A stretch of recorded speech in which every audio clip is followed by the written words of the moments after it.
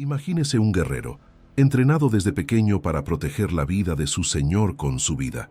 Es disciplinado, feroz, impulsado por el honor y los principios del Bushido, el código samurái. Pero de repente pierde al maestro al que juró servir. Sin un señor que lo guíe, su posición social se desmorona y su honor se pone a prueba.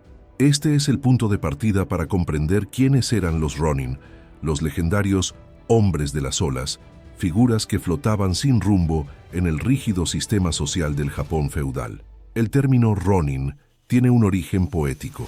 Se refiere a una metáfora. Así como las olas del mar son impredecibles y no tienen dirección fija, los Ronin deambulaban por la sociedad sin un amo que les ofreciera estabilidad. La pérdida de un señor, ya sea por muerte o por caída en desgracia, hacía que el samurái perdiera no solo su propósito, sino también su posición en la escala social. En el Japón feudal, esto fue más que una humillación, fue una verdadera ruptura con la identidad. Este fenómeno se volvió más común durante los períodos de paz, especialmente bajo el shogunato Tokugawa, 1603-1868. Después de siglos de intensas guerras, Japón entró en una era de relativa estabilidad, que redujo la necesidad de samuráis como guerreros. Muchos maestros, los daimios, perdieron el poder o se vieron obligados a despedir a sus samuráis.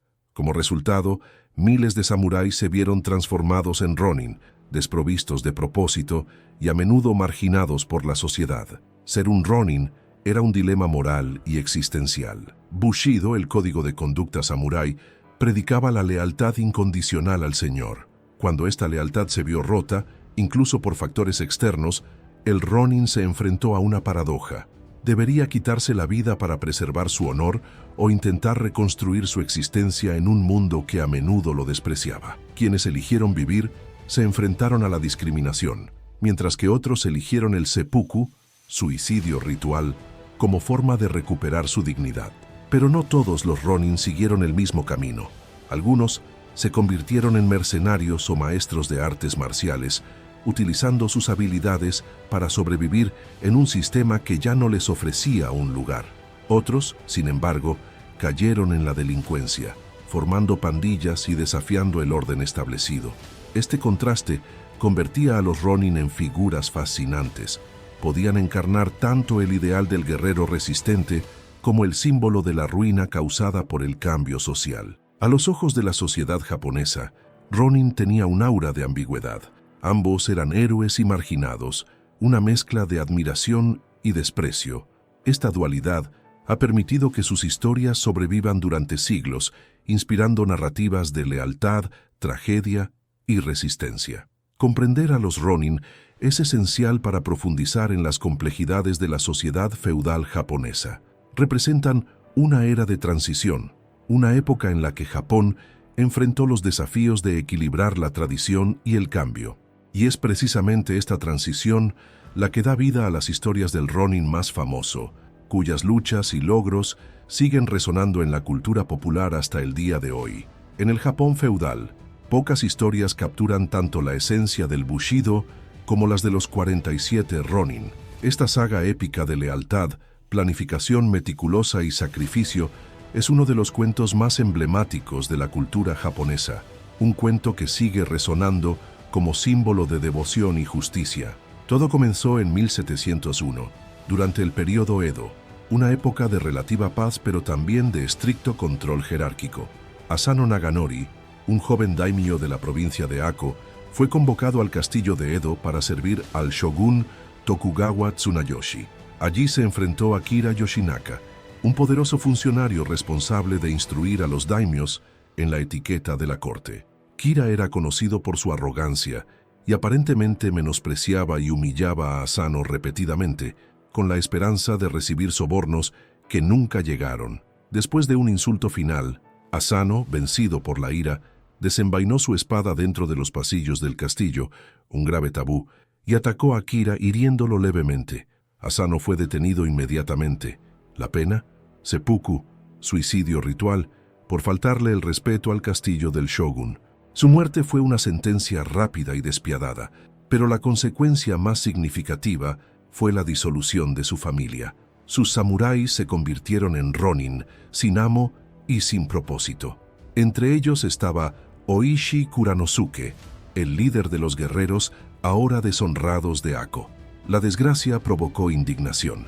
Para los samuráis de Asano, la muerte de su señor no era solo un asunto personal, sino una afrenta al honor de la casa. Kira, a pesar de su despreciable comportamiento, resultó ilesa.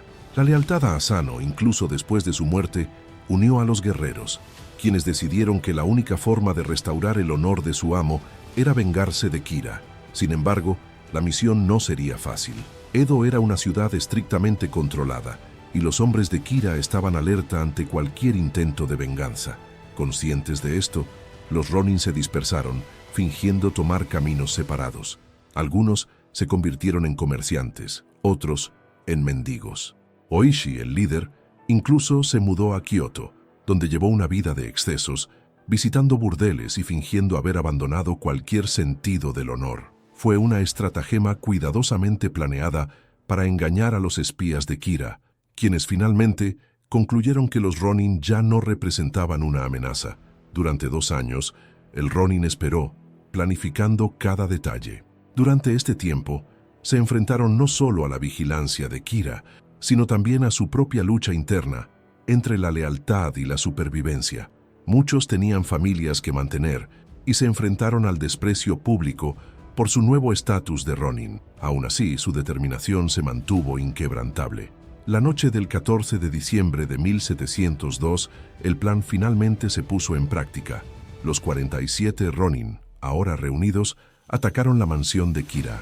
En un ataque preciso y coordinado, enfrentaron y derrotaron a los guardias, registrando el inmueble hasta encontrar su objetivo. Kira fue asesinada y decapitada, y su cabeza fue llevada a la tumba de Asano como símbolo de venganza cumplida. Pero el final de la historia no fue de celebración. El acto de venganza, aunque considerado justo según los estándares del Bushido, violó las leyes del shogunato. Los 47 Ronin fueron arrestados y, tras deliberar, sentenciados a cometer seppuku. Esta sentencia, aunque trágica, fue vista como una forma de restaurar su honor. El 4 de febrero de 1703, los guerreros siguieron el destino de su amo, realizando el ritual con dignidad. El sacrificio de los 47 Ronin fue rápidamente inmortalizado, convirtiéndose en una de las mayores leyendas de Japón. En el lugar de su entierro, junto a la tumba de Asano, se construyó un santuario que hasta el día de hoy recibe visitantes de todo el mundo. La historia ha sido adaptada al teatro kabuki, cuentos literarios e incluso películas modernas, convirtiéndose en un símbolo atemporal de lealtad y coraje. Pero, ¿por qué esta historia persiste tanto en el imaginario colectivo? Quizás sea por la complejidad moral que presenta. Los 47 Ronin eran simultáneamente héroes y transgresores de la ley, hombres que priorizaban la lealtad a su maestro por encima de todo, incluso si les costaba la vida. Su sacrificio resuena como una poderosa reflexión sobre los límites del honor y la justicia. Si los 47 Ronin representaban la lealtad y el sacrificio colectivo, Miyamoto Musashi personificaba el viaje individual de superación personal y genio marcial. Musashi, conocido como el mejor espadachín de su época, trazó un camino solitario, navegando entre duelos legendarios y profundas reflexiones sobre el combate y la vida. Musashi nació hacia 1584, en un Japón marcado por constantes conflictos. Hijo de un samurái de bajo rango, enfrentó una infancia tumultuosa, llena de desafíos y tragedias. A temprana edad perdió a su madre y fue separado de su padre, quien, al parecer, tenía un temperamento severo. Este difícil comienzo moldeó su determinación y fuerza de voluntad, cualidades que luego definirían su carrera como Ronin. Su primera hazaña notable se produjo cuando solo tenía 13 años. Un samurái llamado Arima Kihei desafió a alguien a batirse en duelo en su aldea, y Musashi, todavía un niño, aceptó. Armado únicamente con un palo de madera, derrotó a Kihei, que portaba una espada real. Este evento marcó el comienzo de una carrera de duelo que lo vería derrotar a más de 60 oponentes a lo largo de su vida, muchos de ellos reconocidos samuráis y maestros de artes marciales. Tras participar en la famosa batalla de Sekigahara en 1600, que consolidó el poder del shogunato Tokugawa, Musashi se convirtió en ronin. En lugar de afiliarse a un nuevo daimyo, eligió una vida errante, impulsado por un deseo incesante de mejorar sus habilidades y comprender la esencia del combate. Esta decisión lo distinguió de muchos ronin, que a menudo buscaban trabajo como mercenarios o maestros de armas. Musashi dedicó su vida a practicar kenjutsu, el arte de la espada, y a desarrollar un estilo de lucha único conocido como Niten Ichi Ryu. Este estilo utilizaba dos espadas, una katana larga y una wakizashi corta, simultáneamente, algo poco común e impresionante en aquella época. Su enfoque práctico y filosófico lo llevó a convertirse en uno de los mayores innovadores de la lucha con espada, desafiando las convenciones y revolucionando el pensamiento marcial. Entre sus duelos más famosos destaca el enfrentamiento con Sasaki Kojiro en 1612. Kojiro, también conocido como Tsubame Gaeshi, el golpe de golondrina, fue un formidable espadachín. El duelo tuvo lugar en la isla de Ganryujima, y Musashi llegó tarde deliberadamente, un acto calculado para desestabilizar psicológicamente a Kojiro. Con una espada improvisada hecha con un remo de barco, Musashi ganó el duelo con un golpe devastador. Esta victoria solidificó su reputación como el mejor espadachín de su generación. Pero Musashi no era solo un guerrero, fue un verdadero buscador de conocimiento y un artista talentoso. Durante sus viajes aprendió caligrafía, pintura y escultura, habilidades que reflejaban su creencia en la armonía entre la mente y el cuerpo. Para él, arte y combate eran manifestaciones distintas de un mismo principio, el dominio de uno mismo. En los últimos años de su vida, Musashi se retiró a una cueva llamada Reigando, donde escribió su obra más famosa, el Libro de los 5 Anillos. En este libro, detalla su filosofía de combate, explorando conceptos como estrategia, adaptación y lo invencible. Espíritu. La obra se ha convertido en un texto fundamental no solo para los artistas marciales, sino también para líderes y estrategas de todo el mundo. El legado de Musashi trasciende el tiempo. No solo redefinió lo que significaba ser un ronin, sino que también dejó un impacto duradero en la cultura japonesa y mundial. Su vida es testimonio de que la búsqueda de la superación personal puede superar cualquier adversidad. Mientras que los 47 ronin representaban el honor colectivo, Musashi demostró que el viaje individual, por muy solitario que sea, puede dejar una huella eterna. Entre las innumerables historias de samuráis que dieron forma al Japón feudal, la de Yasuke destaca como una de las más fascinantes y únicas. No era japonés y, sin embargo, logró el título de samurái en una sociedad que valoraba profundamente el linaje y la herencia cultural. Yasuke, el primer samurái negro de la historia, desafió las barreras culturales y redefinió lo que significaba ser un guerrero en el Japón del siglo XVI. Se cree que Yasuke nació en el noreste de África, posiblemente en lo que hoy es Sudán o Etiopía. A una edad temprana, fue capturado y llevado a la India como parte del comercio de esclavos de la época. Allí sirvió a los jesuitas como guardaespaldas, impresionando por su fuerza, estatura y habilidades como guerrero. En 1579, acompañó a los misioneros jesuitas en un viaje a Japón, donde su llegada causó asombro. Los informes dicen que Yasuke medía alrededor de 1,90 de altura, muy por encima del promedio de los japoneses en ese momento. Su piel oscura y su imponente físico llamaron la atención de todos, incluida una de las figuras más poderosas de Japón, Oda Nobunaga. Nobunaga, conocido por su apertura a las influencias extranjeras, quedó intrigado por Yasuke y ordenó que lo presentaran en su corte. Inicialmente, Nobunaga creyó que la piel de Yasuke estaba pintada y al descubrir que era natural, quedó aún más impresionado. Yasuke rápidamente se ganó la confianza de Nobunaga. Su fuerza física y habilidad de combate lo convirtieron en un aliado valioso, y fue entrenado en las artes marciales japonesas, incluido el uso de la katana. Al poco tiempo, Yasuke fue reconocido formalmente como samurái, una hazaña sin precedentes para alguien de origen extranjero. Le dieron una casa, una espada ceremonial y el derecho a luchar junto a Nobunaga en sus campañas militares. El momento más memorable de la historia de Yasuke ocurrió en 1582, durante el famoso incidente Honnoji. Nobunaga fue traicionado por uno de sus generales, Akechi Mitsuhide, y rodeado en un templo en Kioto. Cuando quedó claro que no había escapatoria, Nobunaga cometió seppuku y ordenó a Yasuke que le entregara su espada a su hijo y huyera. Yasuke luchó valientemente junto al heredero de Nobunaga, pero acabó capturado por las fuerzas de Mitsuhide. Como extranjero, Mitsuhide decidió perdonarle la vida, considerando que Yasuke no formaba parte de las intrigas políticas internas de Japón. Después de eso, los registros de Yasuke desaparecen y su destino final sigue siendo un misterio. El impacto de Yasuke en la historia japonesa va más allá de su presencia física. Representó una ruptura con el rígido sistema de castas y las tradiciones del Japón feudal, demostrando que la habilidad y la lealtad podían trascender las fronteras culturales. Su historia también refleja el creciente contacto entre Japón y el mundo exterior durante el periodo Sengoku, una era de conflicto y transformación. Hoy en día, Yasuke es recordado como un símbolo de diversidad e inclusión. Su vida inspiró libros, películas e incluso animaciones, capturando la imaginación de personas de todo el mundo.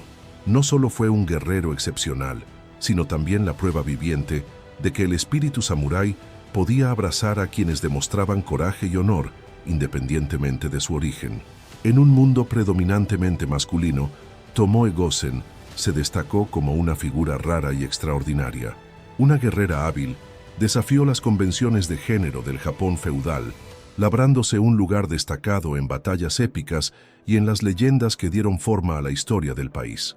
Su vida, envuelta en valentía y misterio, simboliza la fuerza y determinación que trascienden los roles tradicionales, atribuidos a las mujeres de su tiempo. Tomoe nació alrededor de 1157, durante el turbulento período Heian tardío. Criada en una familia samurái, desde pequeña fue entrenada en las artes de la guerra, incluido el uso del arco y la flecha, el manejo de la naginata, una lanza pesada capaz de derribar caballos, y estrategias de combate. Su habilidad no solo era notable, era legendario. Los informes dicen que pudo enfrentar y derrotar a múltiples oponentes al mismo tiempo, demostrando un coraje y una destreza inusuales. Además de su fuerza física, Tomoe también fue reconocida por su belleza. Las crónicas de su época la describen como una combinación única de gracia y letalidad, una figura que impresionó tanto a aliados como a enemigos.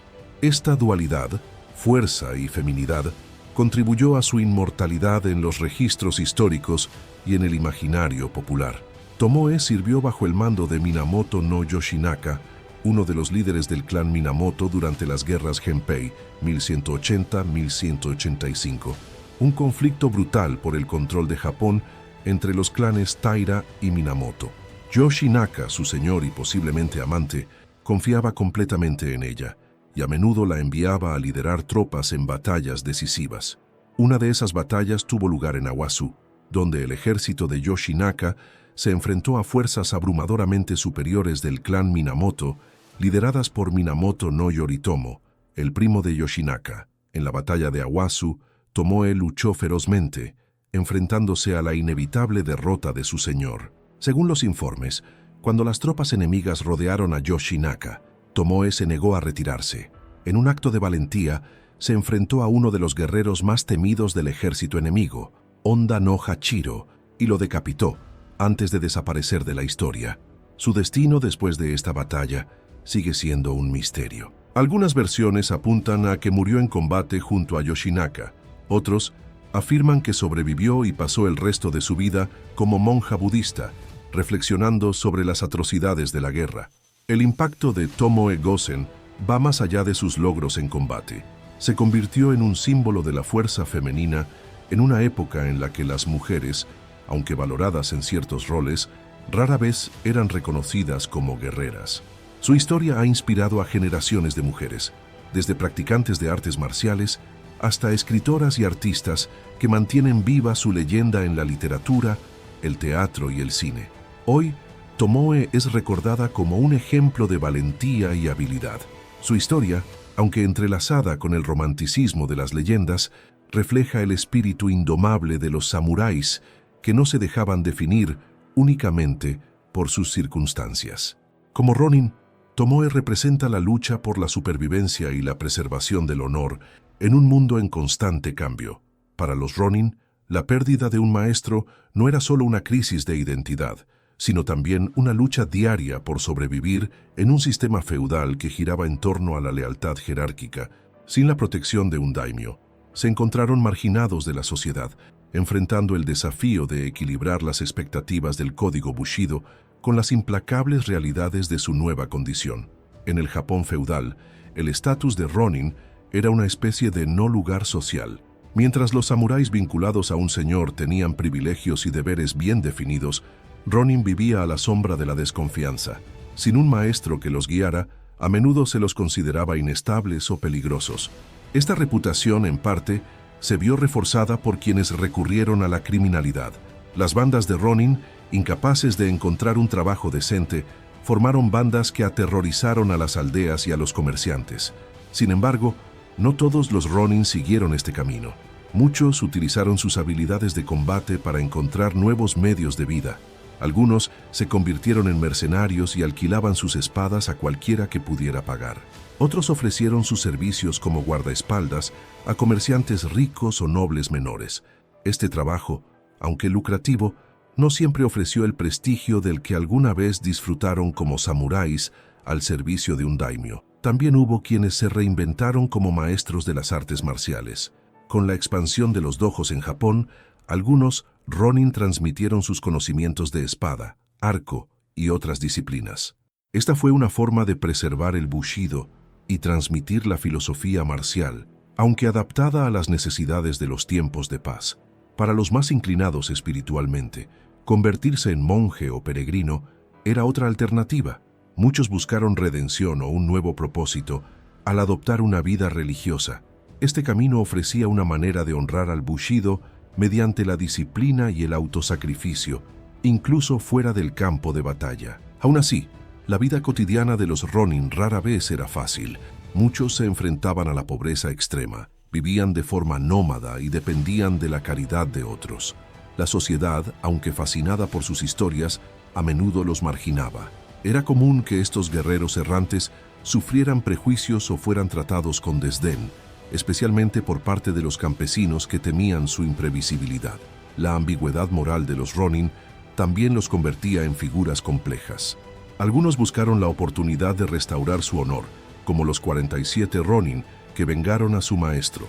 Otros abrazaron la libertad que conllevaba la ausencia de un señor, rechazando las restricciones impuestas por el sistema feudal. Estos contrastes han dado a los Ronin un lugar único en la historia japonesa, siendo al mismo tiempo héroes y renegados. Incluso en la ficción, los Ronin son retratados como figuras multifacéticas. Pueden ser personajes trágicos, condenados por la pérdida de propósito, o protagonistas resilientes que utilizan su habilidad y astucia para superar la adversidad. Esta dualidad refleja la realidad de su existencia, un equilibrio constante entre la lucha por la supervivencia y la búsqueda de sentido. Las vidas de los Ronin nos enseñan sobre adaptación y resistencia. Eran productos de un sistema que los veneraba y luego los descartaba, y sin embargo, muchos encontraron formas de dejar su huella. Con sus espadas, su espíritu o su sabiduría, los Ronin personificaron la lucha universal por la identidad y el propósito en medio de la adversidad. Aunque algunas figuras de Ronin son mejor recordadas que otras, muchos de estos guerreros sin amo dejaron profundas huellas en la historia de Japón. Sus trayectorias muestran que la vida de un Ronin era tan diversa como sus elecciones, y cada una de ellas reflejaba un equilibrio único entre honor y supervivencia y ambición. Entre los muchos Ronin, destacan aquellos que desafiaron el destino y encontraron formas de ejercer influencia más allá del campo de batalla. Algunos, como estrategas y diplomáticos, utilizaron sus habilidades y experiencias para dar forma al curso de la historia, incluso sin la protección o el prestigio de un maestro. Otros, visionarios en su época, abrazaron ideas de transformación social y política, arriesgando sus vidas para lograr cambios significativos en un Japón en transición. El período Bakumatsu de finales del siglo XIX fue un claro ejemplo de cómo los Ronin desempeñaron papeles cruciales en tiempos de crisis. Esta época marcada por el enfrentamiento entre la tradición feudal y la modernidad, abrió un espacio para Ronin, que vio en la ausencia de un señor una oportunidad de actuar con libertad e independencia. Muchos de ellos se convirtieron en intermediarios entre lo viejo y lo nuevo, navegando por complejas alianzas políticas y actuando como mediadores entre clanes en guerra. Sin embargo, no todos los Ronin siguieron el camino de la diplomacia o la política. Algunos buscaron refugio en sus propios talentos, explorando las artes marciales y la filosofía como medios para preservar el Bushido en un mundo que parecía alejarse de sus valores fundamentales. Estos Ronin a menudo vagaban de pueblo en pueblo, transmitiendo sus técnicas de combate y lecciones de vida a quienes deseaban aprender. Convirtieron su libertad en una oportunidad para influir en la siguiente generación, perpetuando la tradición samurái de maneras sutiles pero poderosas. Aún así, hubo quienes abrazaron la soledad y el misterio, viajaron por el país y vivieron como leyendas vivientes. Sus historias, a menudo mezcladas con mitología, presentaban a estos guerreros como maestros incomparables, capaces de realizar hazañas sobrehumanas en el campo de batalla. Estas narrativas ayudaron a crear una imagen casi mítica de Ronin, asociándolos con personajes solitarios pero invencibles que enfrentaban desafíos imposibles sin desviarse de su código moral. Por otro lado, también merecen la pena destacar las historias menos glamurosas. Muchos Ronin se enfrentaron a la pobreza y al ostracismo social, lidiando con los prejuicios y la desconfianza de las comunidades en las que intentaron establecerse. La falta de un amo no solo significó la pérdida de estabilidad financiera, sino también una ruptura con el tejido social del Japón feudal, donde todo giraba en torno a jerarquías bien definidas.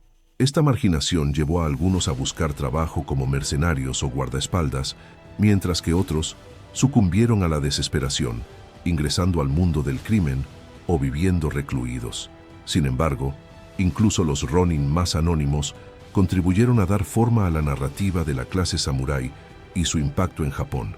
Sus historias, aunque menos celebradas, revelan la lucha constante por el propósito y la dignidad en una sociedad que a menudo los rechazaba. Estos guerreros, a través de sus elecciones o circunstancias, desafiaron las expectativas que se les imponían, creando caminos alternativos que a menudo reflejaban tanto la resiliencia como la vulnerabilidad humana. La vida del Ronin era una paradoja en sí misma, una mezcla de libertad e impotencia, honor y marginación. Eran la prueba viviente de que el Japón feudal era un sistema rígido, pero también lleno de lagunas donde el individuo podía reinventarse. Sus viajes capturan la esencia de una época de transición, donde los valores tradicionales del Bushido comenzaron a encontrar sus límites en un mundo que cambia rápidamente.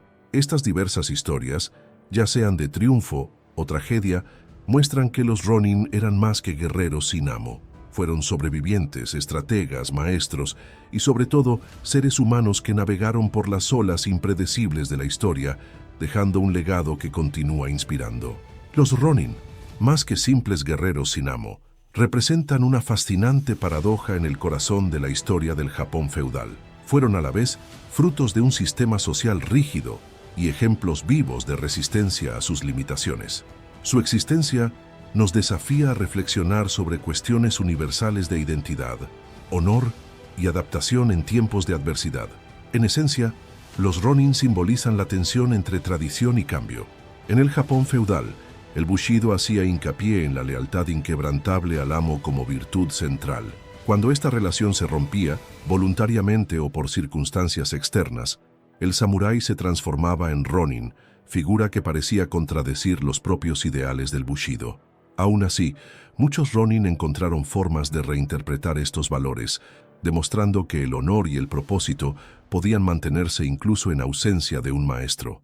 Los 47 Ronin son el ejemplo más conocido de esta dualidad. Su historia trágica e inspiradora ilustra la complejidad moral que enfrentan estos guerreros. Mientras desafiaban las leyes del shogunato, encarnaban los ideales del Bushido y sacrificaban sus vidas en nombre de la lealtad a su maestro.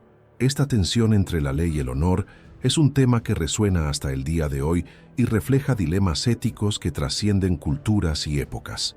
Además de las narrativas de venganza y lealtad, Ronin también resalta la capacidad humana de adaptación y reinvención. Figuras como Miyamoto Musashi muestran cómo la libertad de no estar atado a un daimyo podría abrir el camino a la superación de uno mismo. Musashi, al abrirse su propio camino como guerrero, filósofo y artista, demostró que la vida de un Ronin no necesitaba definirse por la pérdida, sino por la posibilidad de reconstrucción. Por otro lado, la marginación que enfrenta el anónimo Ronin revela una realidad menos glamorosa, pero igualmente importante. Para muchos, convertirse en Ronin significó enfrentar prejuicios, pobreza y desesperación. Estos guerreros fueron víctimas de un sistema que los veneraba en tiempos de guerra, pero los descartaba en tiempos de paz. Sus historias, aunque menos celebradas, son poderosos recordatorios de las desigualdades inherentes a las estructuras sociales del Japón feudal. La relevancia del Ronin no se limita al pasado. Como símbolos culturales, continúan inspirando narrativas que exploran la lucha por la identidad y el propósito en tiempos de cambio. En un mundo moderno marcado por la inestabilidad y la búsqueda de significado, las historias de los Ronin ofrecen un espejo en el que podemos ver nuestras propias luchas y aspiraciones. Más que personajes históricos, los Ronin encapsulan valores atemporales. Nos enseñan que incluso en tiempos de pérdida e incertidumbre, es posible encontrar fuerza en la resiliencia y el compromiso con principios superiores, ya sea en el campo de batalla, en el dojo o en las páginas de un libro. Continúan recordándonos que la búsqueda del honor y el propósito es un viaje que trasciende épocas y culturas. Al cerrar esta exploración de las vidas y las historias de los Ronin, queda una pregunta: ¿cómo lidiamos nosotros en nuestros propios caminos con la ausencia de dirección y la necesidad de adaptarnos? La respuesta quizás esté en el mismo espíritu que guió a estos guerreros, un equilibrio entre tradición e innovación, entre fidelidad a nuestros valores y el coraje de reimaginar nuestros destinos.